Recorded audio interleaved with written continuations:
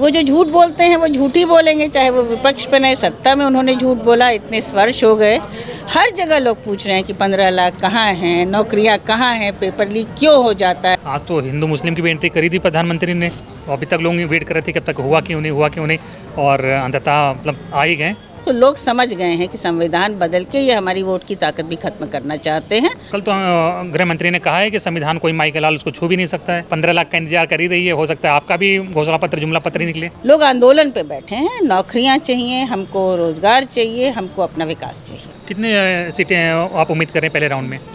भाजपा को 80 हराना है और हमको 80 जीतना है। पहले चरण का चुनाव हो चुका है और अब दूसरे चरण की तैयारी हो रही है। जूही सिंह हमारे साथ हैं, समाजवादी पार्टी के वरिष्ठ नेता और पूरे यूपी में कैंपेन कर रही हैं।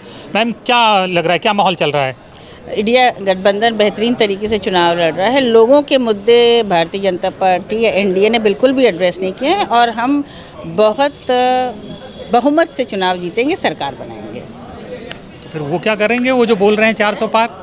वो जो झूठ बोलते हैं वो झूठ ही बोलेंगे, चाहे वो विपक्ष पे नहीं, सत्ता में उन्होंने झूठ बोला। इतने वर्ष हो गए, हर जगह लोग पूछ रहे हैं कि 15 लाख कहाँ हैं, नौकरियाँ कहाँ हैं, पेपर लीक क्यों हो जाता है, लॉ एंड ऑर्डर क्यों ध्वस्त है, बिना मतलब लोगों के गांव की बिजली क्यों काटी जा रही है। ये जनमानस के मुद्दे हैं, लोग परेशान हैं।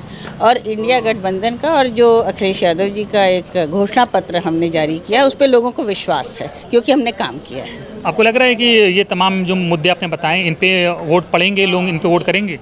वोट इन्हीं पर करेंगे और लोग समझदार हो गए हैं। हमेशा आजकल ये अवेयरनेस आ गई है कि हमारे लिए सरकार कुछ करना नहीं चाहती है, इसलिए बदलाव है और बदलाव होना ज़रूरी है। आज तो हिंदू मुस्लिम की भी एंट्री करी थी प्रधानमंत्री ने, अभी तक लोग वेट कर रहे थे कब तक हुआ क्यों नहीं, और अंततः मतलब आ ही गए।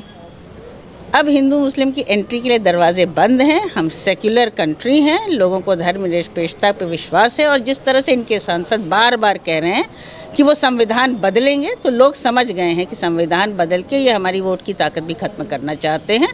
तो अब लोग बदलाव के लिए वोट देंगे। कल तो गृह मंत्री ने कहा है कि संविधान कोई माई के लाल उसको छू भी नहीं सकता है।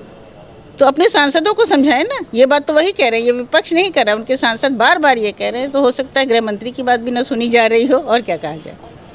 आप कह रही हैं कि वो तमाम वादे डिलीवर करने में फेल रहे हैं, तो आपके पास क्या प्रॉमिसेस हैं जो आप लोगों से कर रहे हैं, और जनता उन पे क्यों यकीन करे? क्योंकि जनता तो फिर 15 लाख का इंतजार कर ही रही है, हो सकता है आपका भी घोषणा पत्र जुमला पत्र ही निकले।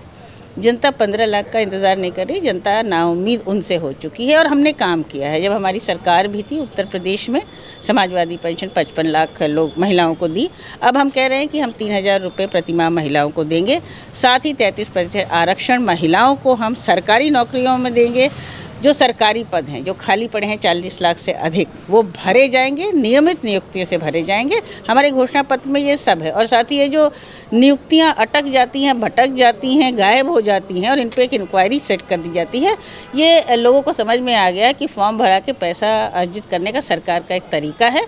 लोग आंदोलन पे बैठे हैं, नौकरियां चाहिए, हमको रोजगार चाहिए, हमको अपना विकास चाहिए। पहले राउंड का जो चुनाव हुआ है उसको कैसे देख रही हैं? क्या उसमें लग रहा है कि क्या मुकाबला रहने वाला है एनडीए और इंडिया गठबंधन में? हमने ज़मीन पर मेहनत की है और हम निरंतर मेहनत करते आ रहे हैं, इसलिए चुनाव हम होश से भी और जोश से भी लड़ रहे हैं और चुनाव हम जीतेंगे। कितने सीटें आप उम्मीद कर रहे हैं पहले राउंड में?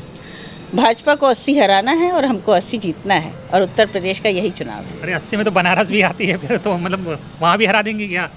हराने की कोशिश तो बिल्कुल करेंगे। अब प्रधानमंत्री वहाँ पर जाकर क्या जुमला बोलते हैं वो बेहतर जानते हैं। आप गोंडा में भी चुनाव प्रचार कर रही हैं, बगल की सीट है कैसरगंज, वहाँ अब तक ब्रजभूषण जी का टिकट क्यों नहीं क्लियर हो रहा है? ये भारतीय जनता पार्टी बताए कि चालाकी करने की क्या ज़रूरत है। अगर किसी का टिकट क्यों नहीं क्लियर कर रहे हैं वो बेहतर बता सकते हैं। वैसे उन लोगों ने कई लोगों को टिकट ऐसे भी दिए हैं जिनकी पृष्ठभूमि क्रिमिनल है, और ऐसी कौन सी वॉशिंग मशीन है जिसमें जाते ही लोगों को वो साफ़ कर देते हैं। गोंडा एक महत्वपूर्ण सीट हमारे लिए है।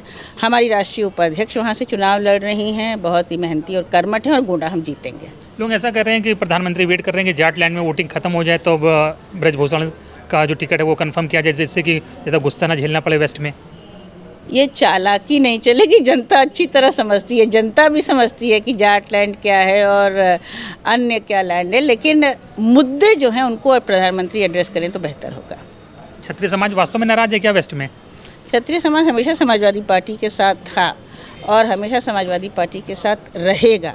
हमने मंत्री भी बनाए, हमने टिकट भी दिया और उनका समर्थन भी मिला हमको। बड़ी सभाएं हो रही हैं सूरत से लेके हरियाणा और वेस्ट यूपी में क्षत्रिय समाज की बीजेपी के खिलाफ। सभाएं क्षत्रिय कर रहे हैं और क्षत्रिय भारतीय जनता पार्टी के खिलाफ वोट कर रहे हैं और उत्तर प्रदेश में समाजवादी पार्टी को वोट कर रहे हैं। धन्यवाद हमसे बात करने के लिए। तो जूही सिंह जी हैं और बहुत कॉन्फिडेंट हैं और 80 में 80 हरा रही हैं, प्रधानमंत्री की सीट भी ले लेना चाहती हैं। धन्यवाद।